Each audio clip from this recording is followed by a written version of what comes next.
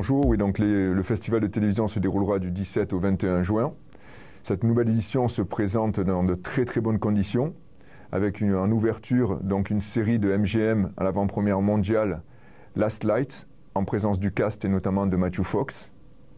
Nous aurons également d'autres avant-premières, telles que The Network, avec David Hasselhoff, et également donc, toutes les choses que l'on ne s'est pas dites avec Jean Reno, qui sera présent d'ailleurs au festival.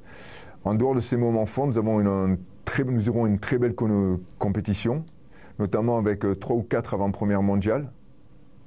Donc, alors, vous savez que nous avons réformé la compétition il y a 2 ans et qu'aujourd'hui nous projetterons durant le festival toute la sélection officielle. Donc les 9 programmes nommés seront projetés et dans ces 9 programmes, nous avons la chance d'avoir 4 avant-premières mondiales.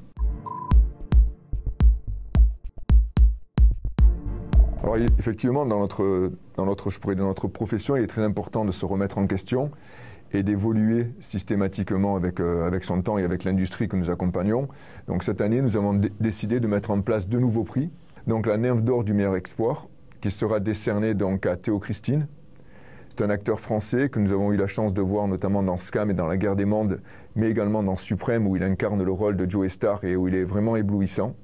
Donc il recevra donc la première Nymphe d'or dédiée au meilleur espoir.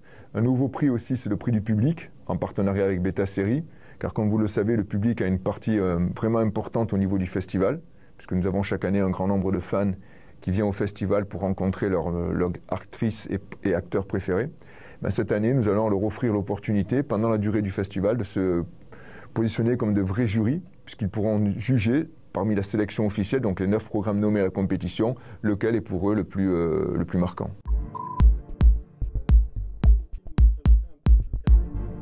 Alors notre jury sera présidé par l'acteur et producteur Neil McDonough, qui sera donc entouré dans cette émission par un panel de professionnels, d'actrices et d'acteurs. Donc nous avons Darko Peric notamment, qui est un acteur fétiche de La Casa del Papel, Adriana Carambeu. On a aussi un grand nombre de professionnels de façon à équilibrer notre jury. Oui, nous avons la chance d'avoir un gros soutien de la part des studios américains et des plateformes digitales également. Donc on peut dire qu'un grand nombre de studios américains seront de retour au festival de télévision. Non, sans aucune prétention, nous allons retrouver un niveau très important sur le festival 2022. Pour célébrer la dernière décennie, nous avons souhaité donc inviter sur la manifestation les présidents de ces 10 dernières années. Donc on aura justement la chance d'avoir sur le tapis rouge donc, notamment donc, Ricky Whittles, Michael Hurst, Ron Perlman, Eric Close, qui nous avons d'autres comme président qui a confirmé, Jason Presley, Jane Seymour. Enfin, tous ceux que l'on a invités, qui ont répondu présents, seront au festival de télévision.